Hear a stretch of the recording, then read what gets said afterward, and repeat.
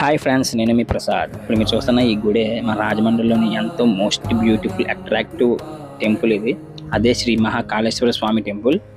ఇది ఉజ్జయినిలోని అండ్ తర్వాత మన రాజమండ్రిలోనే ఉంది ఈ గుడి.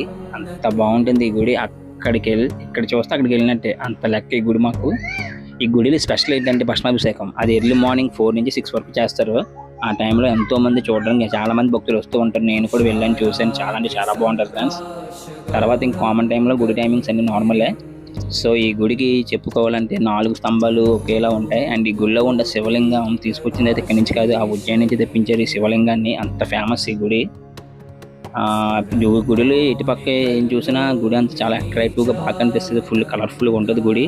అలాగే గుడి చుట్టూ కూడా నవగ్రహాలు ఉంటాయి. అండ్ గుడిలో చుట్టూ చాలా మంది మనకి దేవతామూర్తులు విగ్రహాలను కనిపిస్తూ ఉంటాయి. అండ్ ఇప్పుడు మీరు చూసిన ఈ దీపకుందు మనకి ఉజ్జయినిలో కూడా ఉంటుంది.